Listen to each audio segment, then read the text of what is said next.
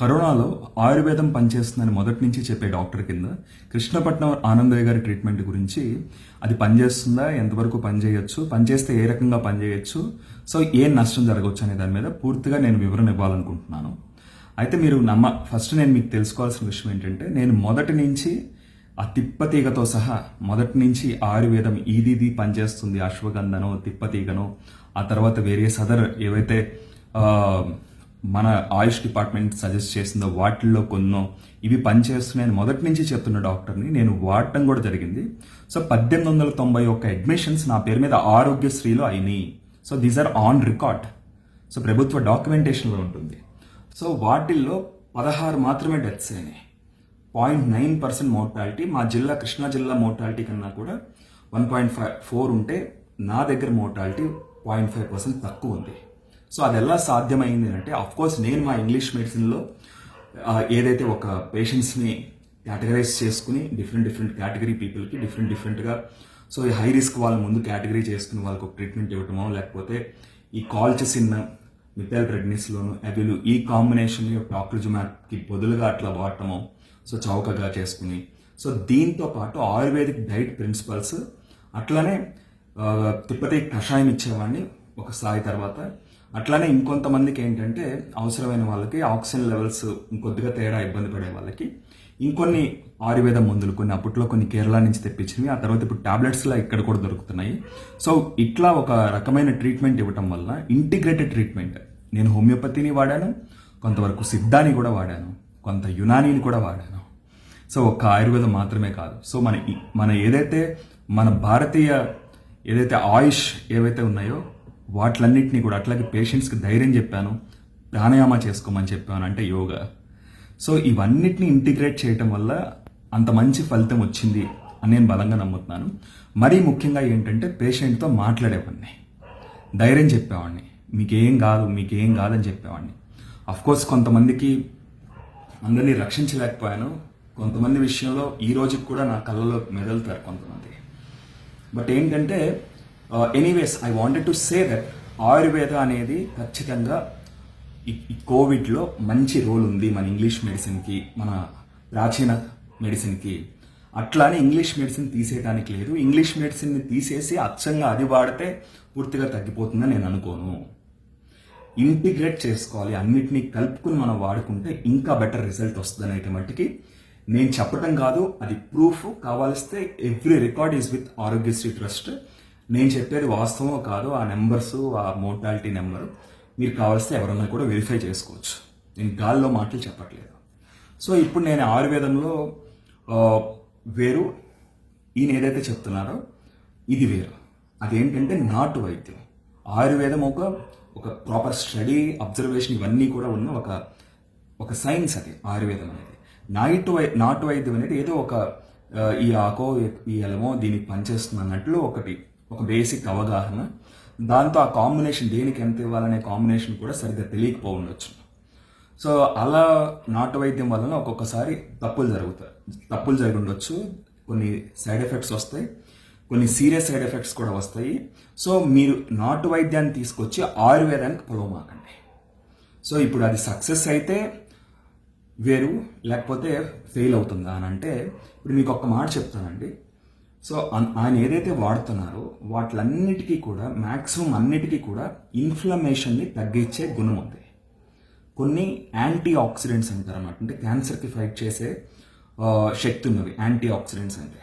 So అట్లానే బాడీని detox చేసి ఇన్ఫ్లమేషన్ తగ్గించే శక్తి ఉన్నవి అవన్నీ కూడా చాలా వరకు వాడుతున్నారు. కొంత ఆస్తమా పేషెంట్స్లో ఇక శ్వాస తేలిగ్గా పీల్చుకోవడానికి కొంతవరకు సహాయపడే కొన్ని హెర్బ్స్ని కూడా వాళ్ళు వాడుతున్నారు, ఆకులుగాను అల్మలుగాను.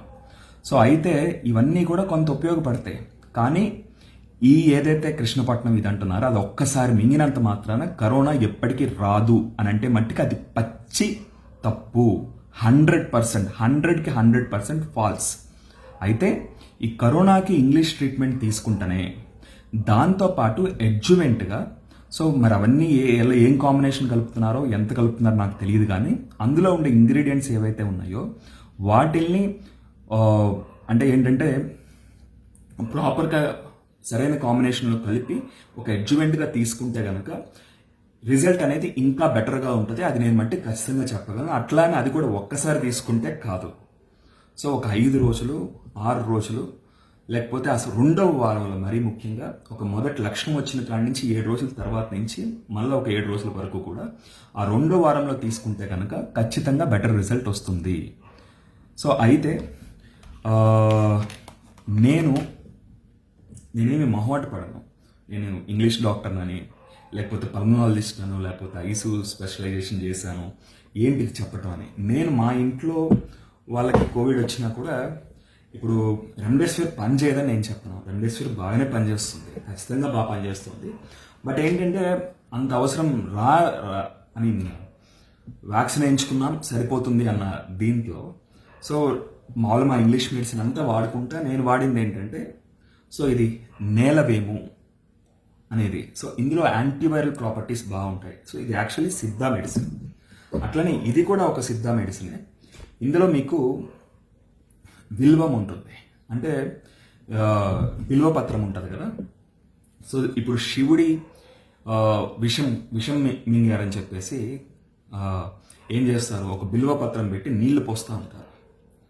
అంటే ఏంటంటే ఒక బిల్వపత్రానికి ఒక టాక్సిక్ లోడ్ని తగ్గించే శక్తి అనేది ఉందన్నమాట.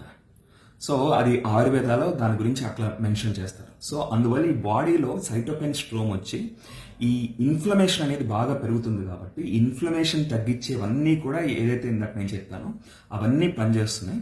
ఈ ఆయుర్వేద హోమియోపతి అనేవి they are specialized in dealing with inflammatory diseases. So inflammatory disease అంటే ఏంటి, రుమటాయిడ్ ఆర్థరైటిస్, సోరియాసిస్, ఇవన్నీ కూడా ఇన్ఫ్లమేటరీ డిసీజెస్. సో వీటికి మా ఇంగ్లీష్ మెడిసిన్లో కన్నా ఆయుర్వేదంలో ఇంకా బాగా మంచి రిజల్ట్స్ వస్తాయని చెప్పి చాలామంది నమ్ముతారు. కొంతమంది మా అలోపతిక్ డాక్టర్స్ కూడా వాటిని వాడుతుంటారు. ఇప్పుడు ఏదైతే టాక్లిజుమాబ్ అనేది 40,000 2 లక్షలకి వెళ్ళిందో ఆ తర్వాత అదే దేనికి వాడేది, ఆర్థరైటిస్కి వాడే ఇంజెక్షన్.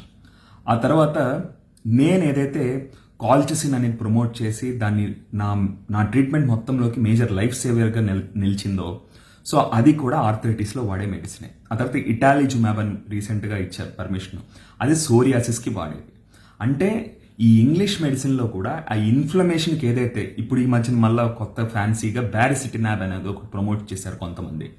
సో అది కూడా ఒక ఆర్థరైటిస్ ఆ కండిషన్స్లో ఇన్ఫ్లమేటరీ కండిషన్స్లో వాడేవి. సో ఈ ఇన్ఫ్లమేటరీ కాంపోనెంట్ అనేది ఈ జబ్బులో ఎక్కువ ఉండటం వల్ల ఈ ఆయుర్వేదిక్ లేదా హోమియో మెడిసిన్లో ఇన్ఫ్లమేషన్ తగ్గించే శక్తి ఎక్కువ ఉండటం వల్ల ఖచ్చితంగా ఆయుర్వేద గాన లేకపోతే ఈ హోమియోపతి గాన కొంతవరకు ఉపయోగపడుతుంది. అట్లానే ఇంగ్లీష్ మెడిసిన్కి రీప్లేస్మెంట్గా కాదు, దీన్ని కలుపుకుంటే ఇంకా బెటర్ రిజల్ట్ వస్తుంది. అది బై ప్రూఫ్ నా అవుట్కమ్లో అది క్లియర్ అయింది.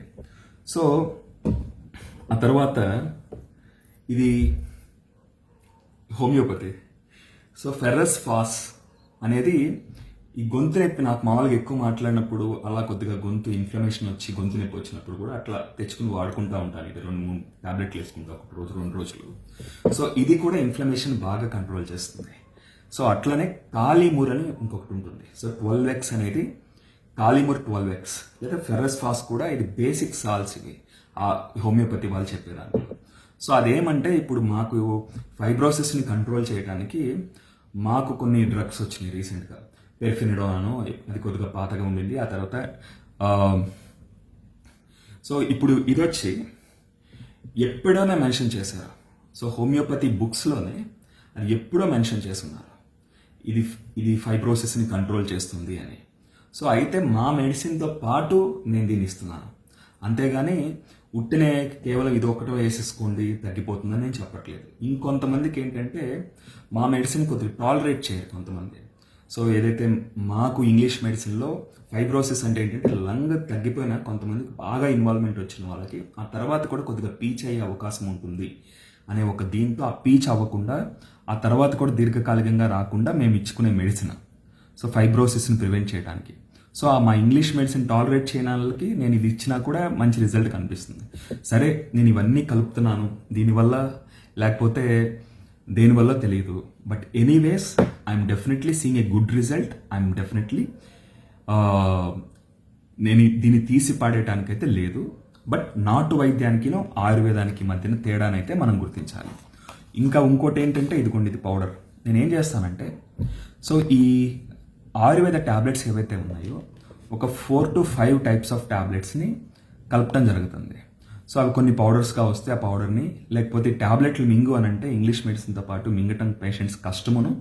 మళ్ళీ ఏంటో ఈ ఆయుర్వేద ట్యాబ్లెట్లు ఇస్తే ఇప్పటికే నవ్వుతున్నారు, కషాయాలు ఇస్తే ఇంకా ట్యాబ్లెట్లు తీసుకుని ఆయుర్వేద ట్యాబ్లెట్లు మింగు అని అంటే ఇంకా నవ్వుతారని చెప్పి ఉద్దేశంతో వీటిని కలిపి ఒక పౌడర్గా చేసి కషాయం రూపేణా పేషెంట్స్కి ఇవ్వటం చేస్తాను. సో దీంతో పాటు నేను ఈ యునానీలో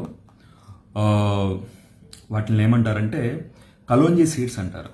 సో ఫారెన్లో కొన్ని అరబ్ కంట్రీస్లోను లేకపోతే పాకిస్తాన్లో కూడా ఈ కోవిడ్ పేషెంట్స్కి యూజ్ చేస్తున్నారు.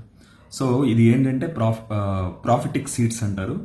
సో ఇస్లాంలో కూడా దాని గురించి మెన్షన్ చేసి ఉంటారు అనమాట. సో ఇలాంటి మహమ్మారి జబ్బులు వచ్చినప్పుడు అవి తీసుకోండి, మీకు కొంత ప్రొటెక్ట్ చేస్తుంది అనేసి. సో వాటికి కూడా మంచి యాంటీ ఇన్ఫ్లమేటరీ ప్రాపర్టీ ఉందనే ఉద్దేశంతో ఈ ఆయుర్వేదిక్ మెడిసిన్తో పాటు ఈ కలోంజీ దీన్ని కూడా ఈ బ్లాకిష్నెస్ కొద్ది కలర్ రావడానికి కూడా అది కారణం. సో ఇట్లా ఇవన్నీ కూడా కలిపి ఇచ్చుకుంటే ఖచ్చితంగా నేనైతే మంచి రిజల్ట్ చూశాను. సో కొంతమందికి నేను ఇది అందరికన్నా ముందు చెప్పాను. కొంతమంది ఐసీయూలో ఉన్న పేషెంట్లకి ఇప్పుడంటే చాలా కష్టం అండి, చాలా ఇబ్బందిగా ఉంది పరిస్థితి. ఎక్కువ మంది చాలా ప్రాణాంతకమైన పరిస్థితుల్లో ఉంటున్నారు. సో తక్కువ మంది ఉన్నప్పుడు అయితే కనుక నేనే కషాయం కాసుకుని వెళ్ళి మరి పేషెంట్స్కి ఇచ్చేవాడిని, కొంతమంది సెలెక్టివ్గా. సో మంచి రిజల్ట్స్ చూసాం. 25/25 ఉన్న పేషెంట్ కూడా ఒక అతను బతికాడు. 24/25 రీసెంట్గా 23/25 కూడా బతికారు. అట్లా అని అందరు పేషెంట్లు ఒకేగా రెస్పాండ్ అవుతారా అని అంటే లేదు. సో నేను ఆ 24/25 25/25 పేషెంట్స్ బతికిన రోజున ఇక నేను అద్భుతం అని అనుకున్నాను. ఇంకేముంది, నేను ఎవరినైనా బతికించగలను అనుకున్నాను. కానీ 21 years అబ్బాయి సో 17/25 వచ్చినా కూడా అలీమ్ అవ్వలేదు చెప్పు. సో ఇది ఎవరికి ఎట్లా రియాక్ట్ అవుతుంది అనేది మనం చెప్పలేము. సో ఖచ్చితంగా ఈ మందు అద్భుతంగా పనిచేస్తుంది, ఈ మందు పనిచేయదు అని ఎవరైనా చెప్తే అది పనిచేయవు ఇది పనిచేయవు అని చెప్పటం కాదు. సో ఏది పేషెంట్కి బెనిఫిట్ ఉందో యాజ్ ఎ డాక్టర్గా మేము కళ్ళ ముందు మేము చూస్తున్నాం కాబట్టి ఏది పేషెంట్కి బెనిఫిట్ ఉందో అవన్నిటినీ కూడా నేను వాడుకుంటున్నాను. సో ఇప్పుడు మా ఇంగ్లీష్ మెడిసిన్లో వస్తున్నవన్నీ కూడా ట్రయల్ ఎర్రర్ బేసిస్గా చేస్తున్నారు. సో బట్ అవి ఇస్తున్నాం కదా, దాంతోపాటు ఇవి కూడా తప్పేముంది ఇంకా ఆల్టర్నేట్ మెడిసిన్లో. సో ఇదంతా నేను ఎలా నమ్మటం మొదలుపెట్టానంటే, మీరు చూస్తే మన పేషెంట్ చనిపోతే ఎవరైనా చనిపోతే పెద్ద వయసు వాళ్ళు 15వ రోజున తినమంటారు. అంటే ఏంటి, 14 రోజులు హోమ్ క్వారంటైన్ వాళ్ళు ఎప్పుడో కనిపెట్టారు. మళ్ళీ తర్వాత ఏదైతే ప్యాకింగ్ ఇప్పుడు ఐసీఎంఆర్ ప్రోటోకాల్ ప్రకారం శరీరాన్ని ప్యాక్ చేస్తారో, సో అదే ప్రోటోకాల్ ఒక హిందూ సంస్కారం ప్రకారం కూడా ఇట్లా ముక్కులో దూది పెట్టడం, వెంటనే కళ్ళు మూయటం, ఇక్కడ దూది పెట్టడం, అదంతా ప్యాక్ చేయటం, అదంతా అట్లానే ఉంటుంది. సో లేకపోతే ముస్లిమ్స్ వచ్చో క్రిస్టియన్స్ వచ్చో ఒక పెట్లో పెడతారు. ఎందుకనంటే డిస్ఇన్ఫెక్షన్ వెంటనే, లేకపోతే ముస్లిమ్స్ అత్తరు కొడతారు. సో అంటే వీళ్ళు ఇలాంటి జబ్బుల్ని ఎప్పుడో చూశారు. సో అట్లానే ఇప్పుడు బ్రాహ్మిన్స్ ఏవైతే కొన్ని ఆచారాలు ఫాలో అవుతారో, ఓ మడని కొద్దిగా కాళ్ళపై, కరోనా వైరస్ నేల మీద ఉంటుంది, అందుకే వీళ్ళు కాలు కొద్దిగా మడని పైకి కట్టుకుంటారు. సో ముస్లిమ్స్ కూడా కొద్దిగా పైకి వేసుకుంటారు ప్యాంట్లకు కూడా. సో అట్లా ఏంటంటే ఆ నేల మీద ఇలాంటి వైరస్లు ఉంటాయని తెలిసి దాని నుంచి రక్షణ కోసం. సో అట్లా ప్రతి మతంలో కూడా ఇలాంటి జబ్బుల నుంచి రక్షించుకోవడానికి కొన్ని ఇవి పెట్టుకున్నాయి. సో ఇప్పుడు ఉల్లి చేసిన మేలు తల్లి చేయదు అని అంటారు. సో లేకపోతే ఇస్లాంలోనే ఎందుకంటారు, అసలు తల్లి కన్నా గొప్పది ఎట్లా ఒక ఉల్లిపాయ అయిపోతుంది అని అంటే, ఆ ఉల్లిలో ఉండే ఏదైతే ఒక కొర్సిటిన్ అంటారు. సో అదేమవుతుందంటే ఈ యాంటీవైరల్ ప్రాపర్టీ ఉంటుంది. అట్లాగే గ్రేప్స్ తొక్కలో కూడా కొర్సిటిన్ ఉంటుంది, దానికి కూడా యాంటీవైరల్ ప్రాపర్టీ ఉంటుంది. అందుకే మీకు క్రిస్టియానిటీలోకి వచ్చేసరికి ఆ గ్రేప్ జ్యూస్ని ప్రమోట్ చేస్తారు. సో అట్లా ప్రతి మతం కూడా ఇలాంటి జబ్బుల నుంచి మనం కాపాడటానికి తెలియకుండా కొన్నిటిని మన ఫుడ్లోనో లేకపోతే మన వాడుకలోనో ఒక ఇంటిగ్రేట్ చేసుకున్నది. సో ఇదంతా మనకే ఈరోజు కొత్తగా సైన్స్, మేము అల్లోపతి రీసెంట్గా కనిపెట్టాం ఈ మందులు ఇవే పనిచేస్తాయి అని అంటే కాదు. ఇలాంటి జబ్బుల్ని మన వాళ్ళు ఎప్పుడో చూశారు. అసలు నేను అందరం చికెన్లు తినమన్నప్పుడు నేను వెజిటేరియన్ తినమనో లేకపోతే ఉపవాసం చేయమనో చెప్పేవాడిని పోయినసారి. సో ఇన్ఫ్లమేషన్ ఇన్ఫ్లమేషన్ ఉన్నప్పుడు ఇన్ఫ్లమేషన్ పెంచే ఆహారం తీసుకోవటం ఏంటి, అసలు ఉపవాసం ఉంటే ఇంక ఇన్ఫ్లమేషన్ తగ్గుతుంది అని. సో అదే నేను తీసుకున్నది కూడా మహాత్మా గాంధీ ఆయనకి స్పానిష్ ఫ్లూ 100 సంవత్సరాల క్రితం వచ్చినప్పుడు ఎలా మేనేజ్ చేసుకున్నాడు అనే ఒక ప్రిన్సిపల్ మీద ఆయన ఒక రోజంతా ఉపవాసం ఉండి ఎండలో పడుకున్నాడట, నెక్స్ట్ డేకి బాగున్నాడట. ఓకే, లంకనం పరమౌషధం అనే కాన్సెప్ట్ ఇక్కడ పనిచేస్తుందా అనే ఒక ట్రయల్ నా పేషెంట్స్కి ఇచ్చుకుంటే అద్భుతంగా కొంతమంది ఐసీయూలో ఉన్న వాళ్ళకి ఉపవాసం పెడితే వాళ్ళకి కొద్దిగా బెటర్గా అనిపించేసరికి ఆ తర్వాత దాన్ని చాలామంది పేషెంట్స్కి ఇంప్లిమెంట్ చేస్తే ఒక మంచి రిజల్ట్ కనిపించింది. సో అట్లా ప్రతిదీ కూడా మన పెద్దవాళ్ళు చెప్పింది మనం తీసేయకూడదు. ఆయుర్వేదాన్ని నేనేదో ఈరోజు మేము ఇంగ్లీష్ మెడిసిన్ మేము డెవలప్ అయిపోయాం ఈరోజు మనం చూస్తున్నాం అనమాట. ఎందుకు అందరినీ కాపాడుకోలేకపోతున్నాం? ఇంత కోటేశ్వరులు కూడా ఎలా చచ్చిపోతున్నారు? అఫ్కోర్స్ ముందు నుంచి మందులు వాడుకుంటే మ్యాక్సిమం బ్రతుకుతారు. ఇది మరీ అంత ప్రమాదకరమైన జబ్బేమీ కాదు. కరెక్ట్గా మందులు వాడుకుంటే బ్రతుకుతారు. అసలు 100లో ఒక 50 మందికి అయితే ఏ మందులు వాడుకోకపోయినా తగ్గిపోతారు. ఇప్పుడు ఇదివరకు అయితే కనుక ఒక 20-30 మంది, ఒక 20 మంది అట్లా జాగ్రత్తగా ఉండాల్సి వచ్చింది. ఇప్పుడైతే 30 మందికి పైగా 100లో ఒక 30 మంది అన్నా కూడా జాగ్రత్తగా ఉండి జాగ్రత్తగా మందులు వాడుకుంటేనే వాడుకోవాల్సిన అవసరం ఉంది. ఆ పర్సంటేజ్ మందులు వాడుకోవాల్సిన పర్సంటేజ్ పెరిగారు, జాగ్రత్తగా ఉండాల్సిన పర్సంటేజ్ పెరిగారు. బట్ కరెక్ట్ మందులు వాడుకుంటే మరీ ప్రాణం పోయే పరిస్థితి అయితే కాదు. సో ఎంత డబ్బులు ఉన్న వాళ్ళని అలా కొంత నెగ్లిజెన్స్ ఉంటుంది. బట్ ఎనీవేస్ ఏంటంటే nothing is everything is with allopathy అని అనుకోవడానికి లేదు. అట్లాగే ఎక్స్క్లూజివ్గా ఆయుర్వేదం వాడేసుకుంటే తగ్గిపోతారు అనుకోవడానికి లేదు. ఇంకొక మాట, కళ్ళల్లో అది పోస్తారు కదా, అది ఎట్లా పోసేస్తారు? అసలు అదంతా ఇన్ఫెక్షన్ అయిపోతుంది కళ్ళల్లో పోస్తే. అది స్ట్రిక్ట్ ఎసెప్టిక్గా ఉండాలి.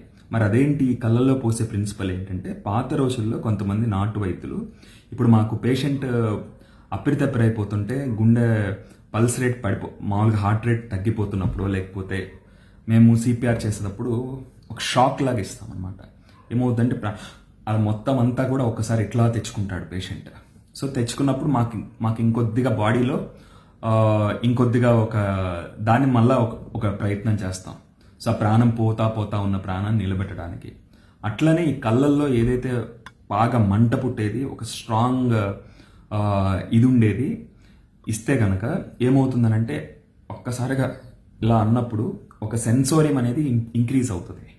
ఆ సెన్సోరియం ఇంక్రీజ్ అయినప్పుడు ఆటోమేటిక్గా బ్రీతింగ్ ఇంక్రీజ్ అవుతుంది, సాచురేషన్ ఇంక్రీజ్ అవుతుంది. సో ఆ తర్వాత ఏమవుతుందనంటే, అప్పుడు వాడికి నోట్లో మెడిసిన్ వేస్తే ఏదైనా ఉపయోగం ఉంటుంది. అంతేగాని కళ్ళు తేలేసిన వాళ్ళకి కనుక నోట్లో మెడిసిన్ పోసామంటే అవి లంగ్స్లోకి వెళ్ళిపోతే యాస్పిరేషన్ అయిపోయి ఇంకా ఇన్ఫెక్షన్ వచ్చేస్తుంది.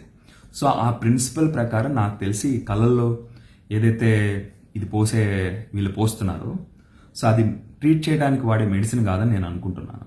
సో వాళ్ళు ఏదైతే చెప్తున్నారో ఇవన్నీ ఇంగ్రీడియంట్స్ అవన్నీ ఎత్తుకొచ్చి కళ్ళల్లో పోసారంటే మట్టి కళ్ళు పోతాయి. సో ఈ కళ్ళల్లో పోసే ఇంగ్రీడియంట్ వేరు, ఆ తర్వాత నోట్లో పోసే ఇంగ్రీడియంట్ వేరు. సో బట్ అది ఎసిప్టిక్ కండిషన్లో కనుక తయారు చేయకపోతే కళ్ళల్లో పోసేది ఇన్ఫెక్షన్ వచ్చి మనం చూస్తున్న కంజంక్టివిటీస్ అట్లాంటివి వస్తుంది. సో ఈ నాటు మందుతో కరోనా రాకుండా ఉంటుంది అనుకోవటం పిచ్చ మూర్ఖత్వం.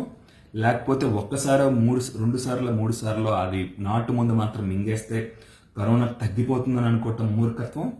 సో లేదా ఈ నాటు మందు ఫెయిల్ అయిపోయింది అనే ఒక దీంతో మళ్ళీ రేపొద్దున ఆ ప్రచారం జరిగితే ఆయుర్వేదాన్ని దానికి అంటగట్టి ఆయుర్వేదం వేస్ట్ అని అంటే అంతకన్నా మూర్ఖత్వం. సో ఏదైనా కూడా ఒక సైంటిఫిక్గా, సో ఏది పేషెంట్కి అవసరమో అవన్నీ తెలుసుకుని, ఇప్పుడు నేనే రాశాను చాలాసార్లు, ఆయుష్ డిపార్ట్మెంట్కి లెటర్స్ రాశాను, మన గవర్నమెంట్కి లెటర్స్ రాశాను.